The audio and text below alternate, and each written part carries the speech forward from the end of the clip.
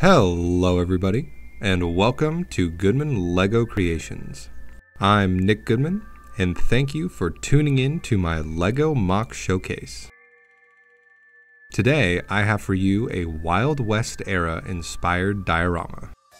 Constructed on a base of 112 studs by 64 studs, I used a combination of 48 by 48 base plates and 16 by 32 base plates for the base of this build. At only one brick high, I used black bricks for the foundation of the scenery. Throughout the process of building this MOC, I designed and constructed each building individually. They are designed in a way that they can easily be removed from the base. I will show you each building individually later on in the video. Displaying just another day in the Wild West, townsfolk look on as sheriffs and U.S. cavalry attempt to stop a bandit gang from robbing the town bank. I present to you Trouble in Vulture Creek. Inspired by a number of Western movies and other relevant TV shows and media, the primary influence of this build was from the Rockstar Games hit Red Dead Redemption. The primary influence for both the overall design of the buildings and the road layout is from the central town of Armadillo. The three buildings of my town are the Sheriff's Office, Bank, and of course, the Vulture Creek Saloon. The bank is built from a standard brick stacking construction, while the Saloon and Sheriff's Office are built with a tiled plate wall design. I decided to not include interiors for the buildings, but when it comes time to take this build apart, I think I will keep the saloon built and eventually add an interior for it. To highlight the desert environment represented in Red Dead Redemption, I used tan tiles and plates to get the flat and sandy look I was going for. I do have to admit it appears rather plain with no elevation changes, but I think it works well in a build designed to highlight the buildings more so than the environment. To set the scene of the build, I used 22 minifigures. All but one of the figures use all official LEGO parts. The only custom minifigure element is the torso of the saloon barkeep. The torso came from K-Town Bricks and cost $6.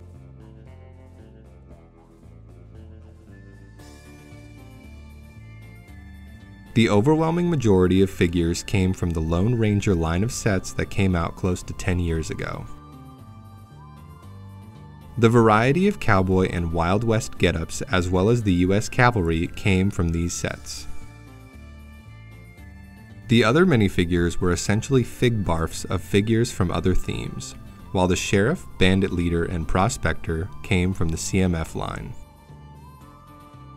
I tried to include a variety of figures in order to achieve the look of a town that is populated and believable. With the premise of a bank robbery, I was able to include the cavalry as well as a few sheriffs attempting to stop the fleeing bandits. I used a number of horses to bring to life one of the primary elements of life in the Old West. To add a little detail to the scene as well as give the sheriff some cover, I built this simple wagon.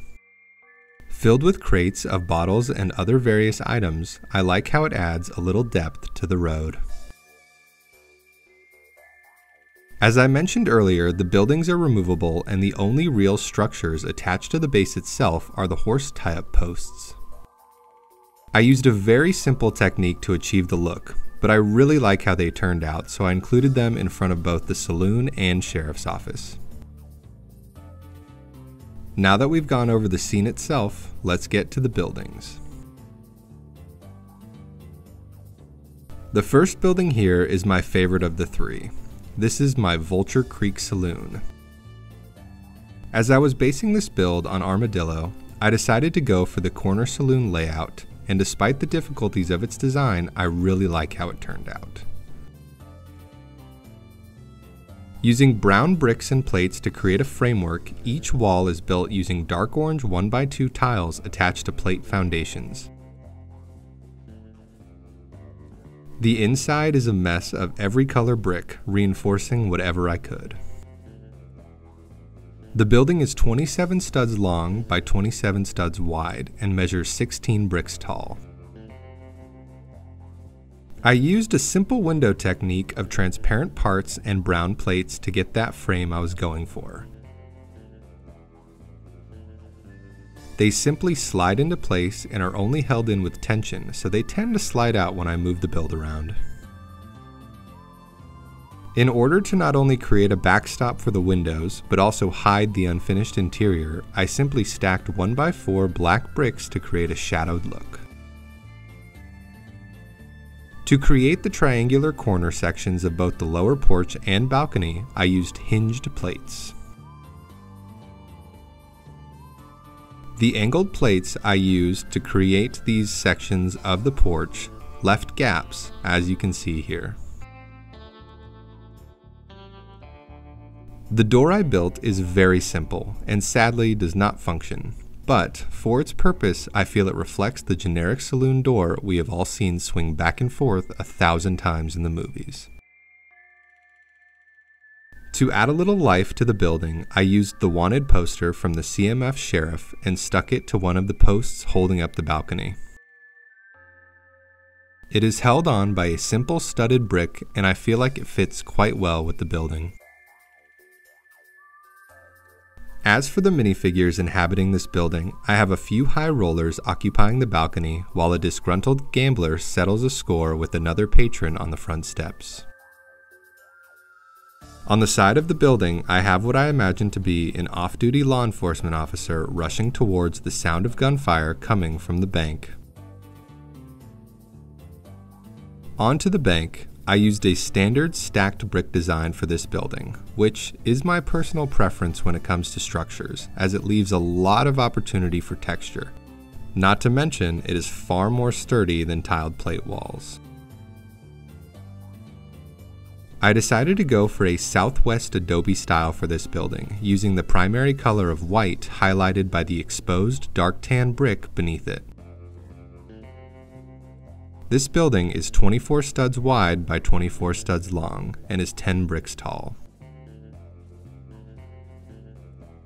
This building also does not have an interior, and I can even show you a little of the support structure inside through the back door. As was the case with the saloon, the building is entirely finished with all 4 walls completed and the roof completely done. I used the bank sticker tiles from the LEGO Movie Getaway Glider set 7800. Sadly, the stickers on my parts were not applied too well, but they still get the job done. I made a simple tiled off porch with a wooden awning. I must say that I really like how the wooden awning turned out, especially due to the fact that I finally found a use for those broken reddish brown tiles I always seem to make. The angle is achieved by a basic hinged piece. The windows of this building are identical to those in the saloon. The only difference being that these, due to the stacked brick construction, sit flush within the building as opposed to protruding out slightly. I added 2 lamps to the posts of this building to create a little variation, as well as break up the overwhelming amount of brown that rests in the front of this structure. The last of the 3 buildings is the sheriff's office. This building was specifically inspired by the Red Dead Redemption 2 Valentine's Sheriff's Office. I used the tile plate design for this building just as I did with the saloon. The only section of this building using a standard stacked brick design is the jail cell. I used light gray masonry bricks for the majority of the section and included black bars as windows. This building is also completed on all sides, even including a back door and shade covering. I used gray tile for the roof of this building as I felt like it contrasted nicely with the dark green. The roof technique used dark bluish gray 1x2 tiles not secured completely to get that staggered roof tile look. The windows are admittedly one of my least favorite parts of this building, and are most likely responsible for this being my least favorite of the three. I used simple window frames and transparent window parts to complete the design.